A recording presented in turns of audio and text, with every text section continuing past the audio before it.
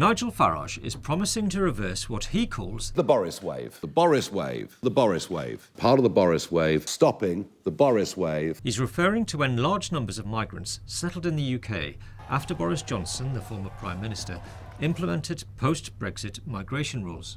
None of them will be given access to the UK's benefit system, and none of them will be able to bring dependents. That, I think, is quite a lot. By making this pledge, Mr Farage is hoping to achieve two things.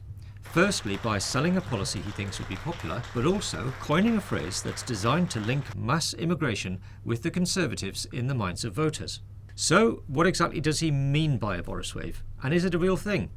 Well, if you look at this graph of net immigration following Brexit, you'll see exactly what he means. Brexit was sold as a means of controlling and, in the minds of voters, reducing immigration. But instead, the Tories under Boris Johnson managed to use their control to increase immigration under the so-called Australian-style points-based system.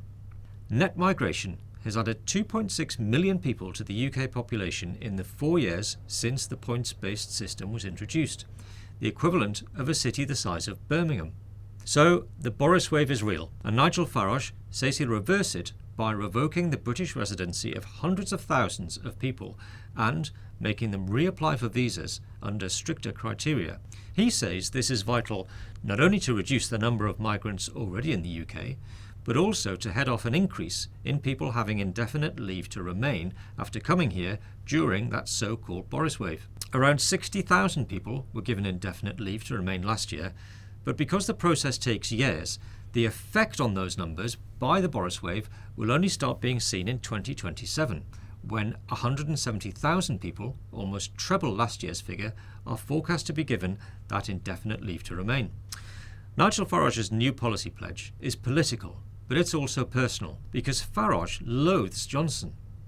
They fell out during the EU referendum campaign, with Farage claiming Johnson had disrespected him. Perhaps it's Boris Johnson that's morally repugnant and not me, I don't know. Then, to add insult to injury, Farage stood down his candidates in Tory seats during the 2019 election to help Johnson maintain power.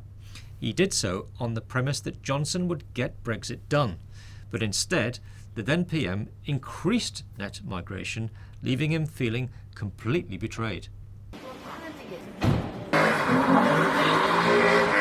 We're taking back control. That was fantastic.